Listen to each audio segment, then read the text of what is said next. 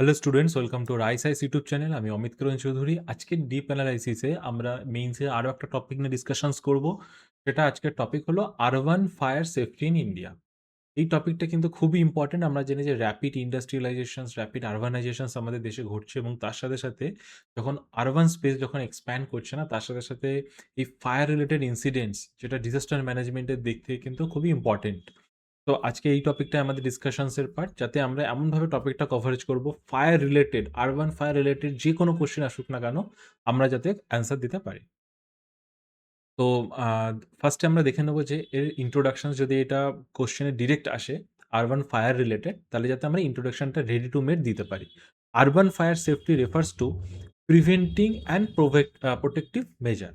কি আগে তো প্রিভেন্ট করতে হবে, দেন প্রোটেক্ট করতে হবে। Design to minimise fire risk in densely populated areas. In India rapid urbanisation, আমি যেটা বললাম যে rapid urbanisation often bypassing national building code NBC compliance, leading to avoidable tragedy.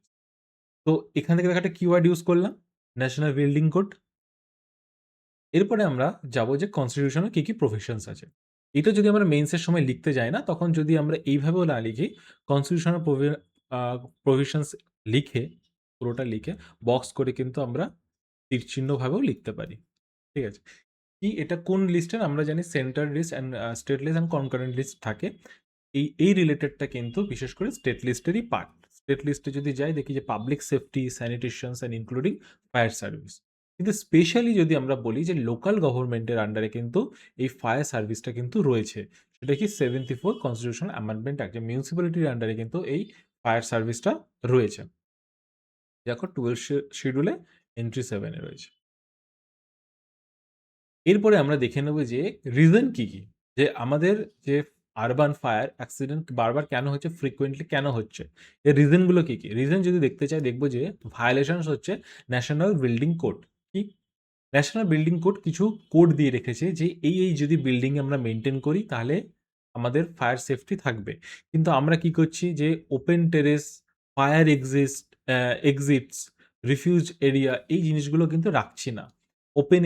Fire exits বা ওপেন টেরেসেস এগুলো কেন রাখতে পারছি না? দেখা গেল আমাদের বেশিরভাগ আরবানাইজেশনস unplanned.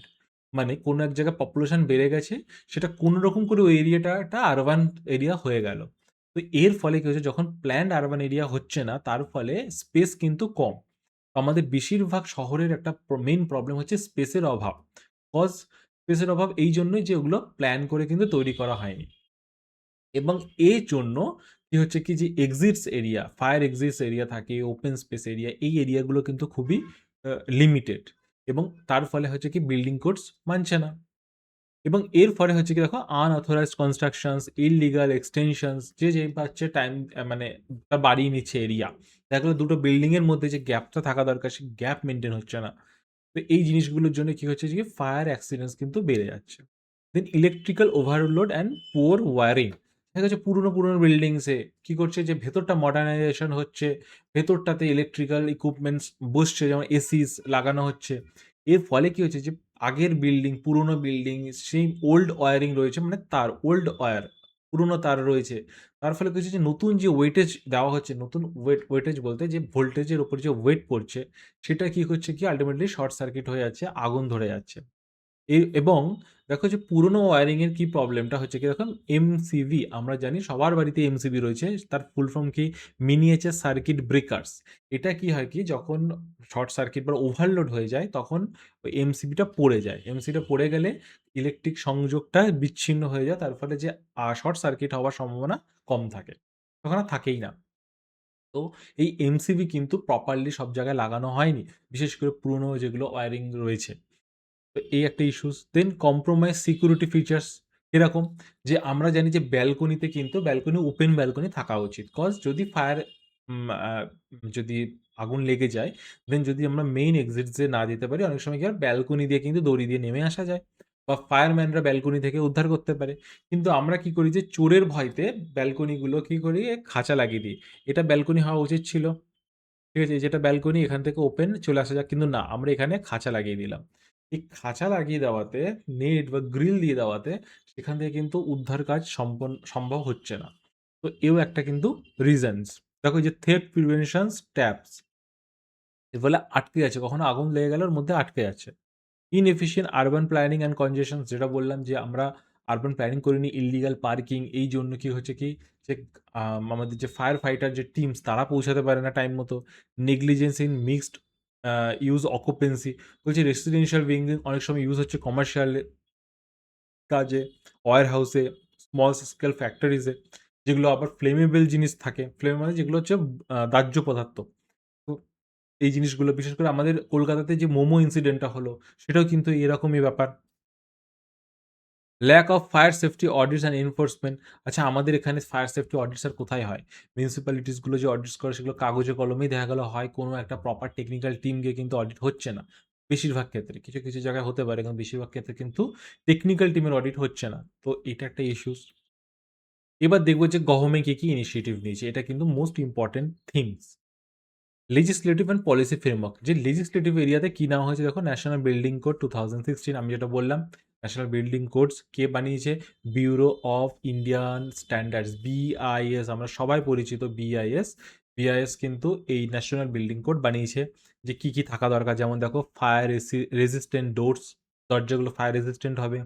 Specific exits, mandatory fire lifts, তো এই জিনিসগুলো থাকবে। Model building bylaws, model building কেমন হওয়া উচিত? ওটা হচ্ছে ministry of housing and urban affairs local মিউনিসিপ্যালিটিসগুলোকে গাইড করে। ইনস্টিটিউশনাল স্ট্র্যাটেজিস গাইডলাইন্স, কি বলছি? NDMA guideline, national disaster management authority গাইডলাইন্সে কি কি মানে মানে এনডিএমএ কি করে, সে গাইডলাইন্স দেয় যে এইভাবে এইভাবে চলো, এইভাবে এইভাবে তোমরা ফায়ার সার্ভিস, এমার্জেন্সি সার্ভিসগুলোকে মেনটেন রাখো, প্রোটোকলগুলোকে বলে দেয়। এসএফএসি, এটা খুব important, standing fire advisory council. এরা কি করছে, যে মিনিস্ট্রি অফ হোম অ্যাফেয়ার্সের আন্ডারে এরা হচ্ছে টেকনিক্যাল অ্যাডভাইজারি দেয় প্রতিটা গভর্নমেন্ট ইনস্টিটিউশনসকে রিলেটেড টু ফায়ার সার্ভিস। এই যে technical advisory committee to the government related to fire services কে করছে? Standing fire advisory council. এটা কার আন্ডারে? এটা কিন্তু ministry of home affairs. Ministry of home অ্যাফেয়ার্সের মিনিস্টারের নাম কি? Under which ministry? এটা তোমরা কমেন্টস করে জানাবে। আচ্ছা, আমি তাহলে অপশনস দিই। মিনিস্ট্রি অফ, কোশ্চেনটা হচ্ছে who is the minister, ministry of home affairs, ঠিক আছে? Who is the minister of home affairs? একজন হচ্ছে রাজনাথ সিং, একটা রাজনাথ সিং। সেকেন্ড হচ্ছে অমিত শাহ, ঠিক আছে? তো এই দুটো অপশন তোমরা কমেন্টসে কিন্তু এর অ্যান্সারটা আমাকে জানাবে। ফিনান্সিয়াল মডার্নাইজেশনস, 15 ফিনান্স কমিশনসে কি বলেছে? খুবই ইম্পর্টেন্ট, খুবই একটা ডেটা সেন্ট্রিক একটা পয়েন্ট রয়েছে। দেখো 5,000 কোটি টাকা শুধু দেওয়াই রয়েছে এই ফায়ার সার্ভিসকে কিন্তু মডার্ন করার জন্য। তার মানে কতটা গুরুত্ব দিচ্ছে ফিনান্স কমিশনসও, তাহলে ভাবো। আরবান গ্র্যান্টস 38,000 crore বলছে, টেকনিক্যাল গ্র্যান্টস করেছে লোকাল আরবান লোকাল বডিজকে to improving disaster management capabilities. তো ডিজাস্টার ম্যানেজমেন্টের মধ্যে ফায়ার সার্ভিসও অ্যাড হয়ে যায়। তাহলে যখন ফিনান্স কমিশনসও এত মানে এটাকে ইম্পর্টেন্স দিয়েছে এবং রিপিটেডলি নিউজে রয়েছে, দ্য হিন্দু নিউজ পেপারে রয়েছে, তো এটা কিন্তু মেইনসের একটা কিন্তু সম্ভাব্য প্রবাবল টপিকসের মধ্যে কিন্তু পড়ে। তারপরে দেখে নেব টেকনিক্যাল, টেকনোলজিক্যাল এবং কমিউনিটি ইনিশিয়েটিভস কি কি আছে। দেখো ফায়ার সেফটি অডিটস, যে স্পেশাল বিল্ডিংসগুলো যেমন হসপিটাল, মলস, এগুলোকে সার্টিফাইড অডিটর্স দিয়ে এটাকে অডিট করাতে হবে। ন্যাশনাল ফায়ার সার্ভিস কলেজ, যেটা দেখো নাগপুরে করা হয়েছে মিনিস্ট্রি অফ হোম অ্যাফেয়ার্সের আন্ডারে। আবদা মিত্র স্কিম, আচ্ছা আবদা মিত্র কি? এটাও কিন্তু ওই কমিউনিটি সেন্ট্রিক ইনিশিয়েটিভ, যেখানে ভলেন্টিয়ার থাকে এবং তারা কি করে, তারা ফার্স্ট রেসপন্ডার, যখন কোনো ইনসিডেন্ট হয় সেই এরিয়াতে তারা মানে যে টিম আসার আগে, ফায়ার ফাইটার আসার আগে, ডিজাস্টার ম্যানেজমেন্ট টিম আসার আগে তারা ফার্স্টে কিন্তু পৌঁছায়। এই আবদা মিত্র স্কিম, এই স্কিমটাকে আমরা কোথায় কোথায় ইউজ করতে পারবো? ডিজাস্টার ম্যানেজমেন্ট রিলেটেড যে কোনো, ডিজাস্টার ম্যানেজমেন্ট রিলেটেড যে কোনো টপিক, সেটা ফায়ার সার্ভিস হোক, সেটা ফ্লাড হোক, সেটা আর্থকোয়েক হোক, আমরা কিন্তু এই আবদা মিত্র স্কিমটাকে অ্যাজ এ গভর্নমেন্ট ইনিশিয়েটিভ কিন্তু অ্যাড করে দেবো। এটা কিন্তু মাইন্ডে ঢুকিয়ে রাখো। দেন যদি নেক্সট টপিকে যাই, দেখো challenges in urban fire management. Weak municipal enforcement, স্বাভাবিকবশতই মিউনিসিপ্যালিটিতে কোথায় টেকনিক্যাল টিমস রয়েছে এত? Building bylaws, national building code standards আর often bypass during construction due to corruption বা ল্যাক অফ টেকনিক্যাল স্টাফ। করাপশনটা তো আমি ধরলামই না। মিউনিসিপ্যালিটিতে আমরা জানি যে করাপশন করে দেখা গেল সে বিল প্ল্যান ফাইনাল করিয়ে নেয়। আবার অনেক সময় কি হচ্ছে যে টেকনিক্যাল টিমই নেই। তো কাগজে কলমে দেখা গেল ওটা অ্যাপ্রুভাল হয়ে গেল। দেন লিগ্যাসি ইনফ্রাস্ট্রাকচার, ওল্ড ইনফ্রাস্ট্রাকচার রয়েছে। সেগুলোকেই কি করছে? মডার্ন করার চেষ্টা চলছে বা ওর ওপরেই ওই ইনফ্রাস্ট্রাকচারের ওপরেই চাপিয়ে দেওয়া হচ্ছে নতুন, নতুন ইকুইপমেন্টস। সেগুলো কিন্তু প্রবলেম করছে। বলছে দেখো older congested urban pockets features narrow lane, overheaded hanging wires. যেটা হচ্ছে লিগ্যাসি ইনফ্রাস্ট্রাকচার। যে আমি যেটা বললাম যে প্ল্যান সিটি তো আমাদের নেই। যেখানটায় ক্রাউডেড হয়ে গেছে সেটাই হয়ে গেছে সিটি। তার ফলে কি কনজেস্টেড গলি, তারের জাল গেছে। আমরা যদি যে কোনো একটা গলি দেখি তাহলে আমরা এই জিনিসগুলোকে রিলেট করতে পারবো কলকাতা শহরের বা যে কোনো আমাদের মোটামুটি সিটিসগুলো, তো পুরনো সিটিস যেগুলো। এর ফলে কি হচ্ছে যে যদি আগুন ধরে, আগুন লাগে তাহলে তো আমাদের ফায়ার সার্ভিস টিমই পৌঁছাতে পারবে না। এই একটা প্রবলেম আরবান ফায়ার ম্যানেজমেন্টে। Shortage of man power equipments, এটা তো সবসময় রিলেভেন্ট থাকছে। Poor maintenance and active systems, এটা আমরা জানি যে মেনটেন্যান্সের অভাব। মেনি বিল্ডিংসে বলছে কোনো সেফটি ফিচার্সই নেই। কি সেফটি ফিচার? যেমন স্মোক ডিটেক্টরস, স্প্রিংকলার্স যে বিল্ডিং এর ওপরে পাইপ দিয়ে দেখবে স্প্রিংকলার্স থাকে। যদি ফায়ার হয় না তো ওটা চালিয়ে দিলে পুরো ওখান থেকে জল পড়তে থাকবে। স্প্রিংকলার্স নেই। আনরেগুলেটেড মিক্সড ইউজ অকুপেন্সি, কি বলছে যে proliferation from small scale and industrial and warehouse within the residential zones। এর ফলে কি হচ্ছে কি মানে ফায়ার ম্যানেজমেন্টে প্রবলেম হচ্ছে।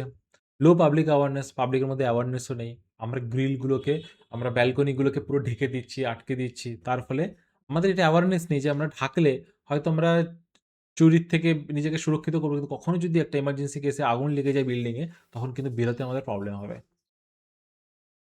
Global best practices in urban fire safety, কি কি আছে দেখো।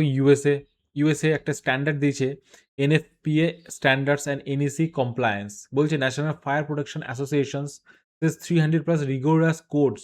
ওদের 300+ কোডস আছে, ওই কোডস অনুযায়ী বাড়ি বানাতে হবে। জাপান ফায়ার রেজাইলেন্ট আর1, বলছে ওখানটায় যখন ভূমিকম্প হয়, আমরা জানি জাপানে অনেকবার ভূমিকম্প হয় দিনে। তো তখন হচ্ছে কি যদি ভূমিকম্প হয়ে কোনো কাট হয়ে যায় না, তাহলে অটোমেটিকভাবে যে গ্যাস পাইপলাইন আছে সেটা বন্ধ হয়ে যাবে, ভালভ বন্ধ হয়ে যাবে। এর ফলে কি হবে? ফায়ার লাগার চান্স কমে যাবে। সিঙ্গাপুর কি বলছে? Mandatory fire safety managers.